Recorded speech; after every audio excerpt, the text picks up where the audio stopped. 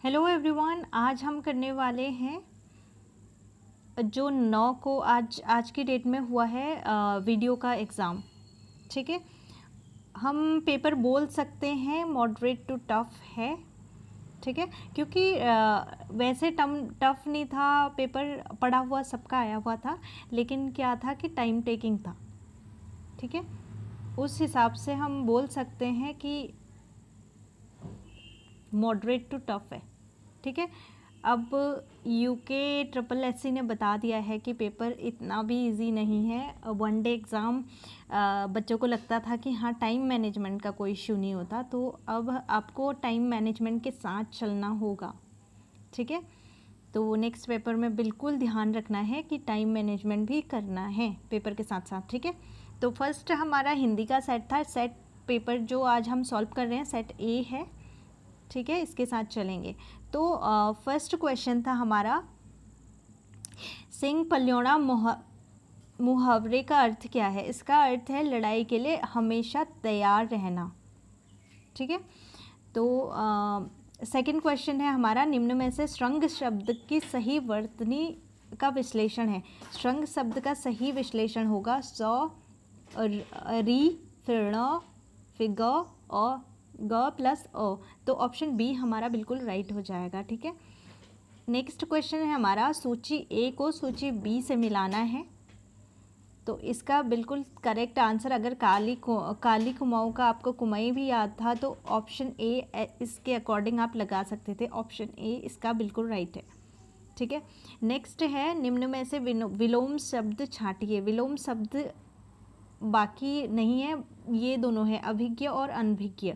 अभिज्ञ का विलोम शब्द होता है अनभिज्ञ। ठीक है, तो ऑप्शन बी हमारा बिल्कुल राइट हो जाएगा।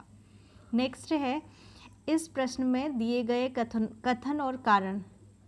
ठीक है, तो ये सही करना है। हमने भाषा और बोली दोनों एक ही हैं। सेकंड है, बोली विकसित होकर भाषा बन जाती है।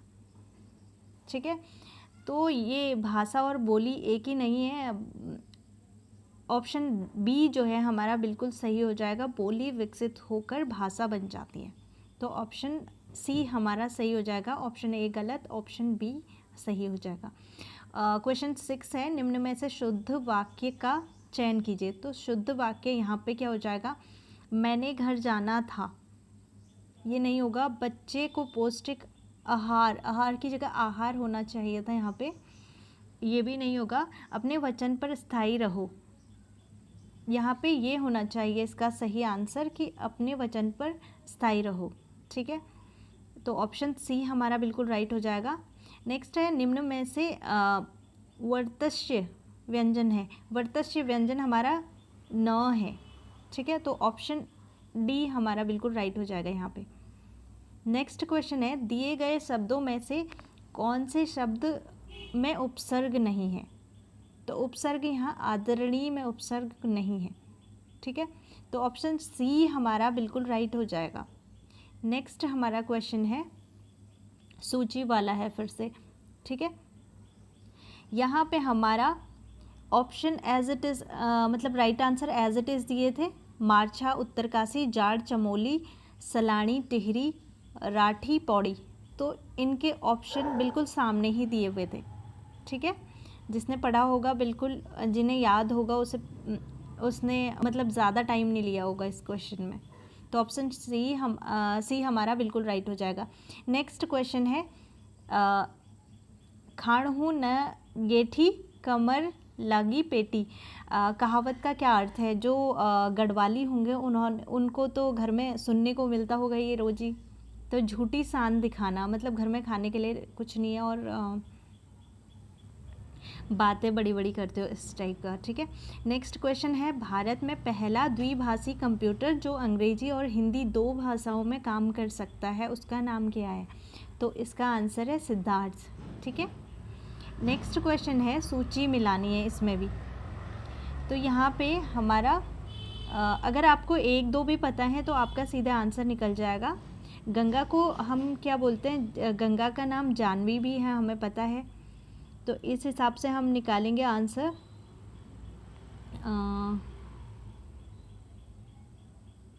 तो तो ये हो जाएगा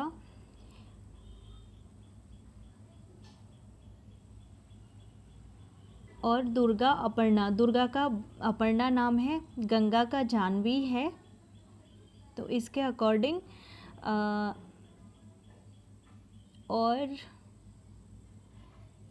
कामदेव मकरध्वज, कामदेव मकरध्वज, इंद्र का हो जाएगा हमारा वज्रपाणी, इंद्र का 3 हो जाएगा। तो इसके अकॉर्डिंग ऑप्शन ए हमारा बिल्कुल राइट हो जाएगा।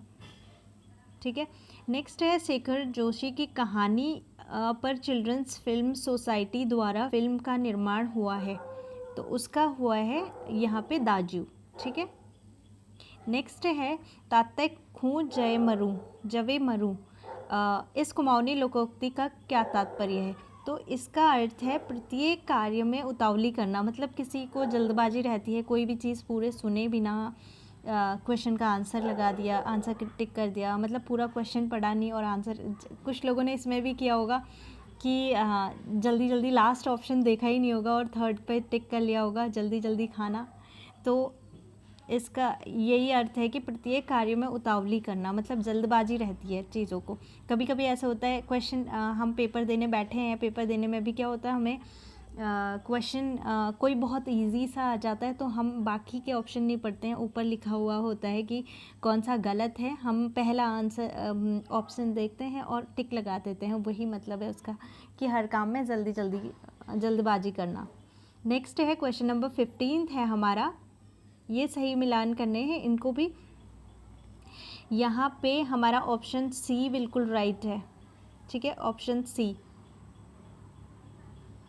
तो ये हो जाएगा हमारा मुक्ति बोध का है चांद का मुंह टेढ़ा, और निराला जी का है बादल राग, माखनलाल चतुर्वेदी का है पुष्प की अभिलाषा, जयशंकर प्रसाद का आंसू। तो इसके अकॉर्डिंग ऑप्शन सी हमारा बिल्कुल राइट हो जाएगा। नेक्स्ट क्वेश्चन है सिंह वदन सम हिमकारी नाही, पंक्ति में कौन सा अलंकार है? यहाँ प्रतीप अलंकार है। नेक्स्ट क्वेश्चन है हमारा 17, निम्नलिखित में से बेमेल विकल्प को चिन्हित कीजिए। बेमेल यानी कि एक कोई भी चीज़ है उसके बाकी सारे जो ऑप्शन दिए हैं वो रिलेटेबल हैं, बट एक ऑप्शन ऐसा है जिसमें डिफरेंट दिया हुआ है। तो जैसे फर्स्ट हम देखेंगे पर्स, मूव, मेल, स्वैप। ये अगर आप गांव में कभी गए हो तो एक ही चीज़ के लिए यूज़ होता है, जो गाय के वो बनाए जाते हैं, गाय के उपले टाइप के बनाए जाते हैं, उसके चारों नेम उसी के हैं। ठीक है, और सेकंड ऑप्शन आप देखोगे इज, मतारी, मस्तारी या मैं, ये सब मम्मी को बोला जाता है। अगर आप पहाड़ी इलाके के हैं तो फिर आपको पता होगा। ठीक है, थर्ड को हम देखते हैं कुल्यार, रमट, ये सारी अलग अलग चीज़ें यहाँ पे दी हुई हैं, तो ऑप्शन सी हमारा बिल्कुल राइट हो जाएगा, क्योंकि यहाँ पे बेमेल चीज़ हमने सेलेक्ट करनी थी। और क्वेश्चन नंबर 18 है निह प्लस रोग में संधि, ये हम सबको पता है विसर्ग संधि है। तो विसर्ग संधि में हमने एग्जाम्पल भी बहुत अच्छे से देखे हैं, इसका आंसर हो जाएगा ऑप्शन ए निरोग। ठीक है, क्वेश्चन 19 है संबोधन के रूप में महोदय के स्थान पर प्रिय, श्री, आदरणीय या माननीय किन पत्रों में लिखा जाता है? तो ये लिखा जाता है अर्धशासकीय पत्रों में। ठीक है, क्वेश्चन 20 है हमारा जौनसारी भाषा की लिपि इनमें से कौन सी है? तो जौनसारी क्या होती है? जौनसारी एक कुमाऊं की ही लैंग्वेज है और उसी लैंग्वेज से उत्पन्न हुई है, तो इसकी जो लिपि होगी वो भी क्या होगी? देवनागरी लिपि होगी। ठीक है,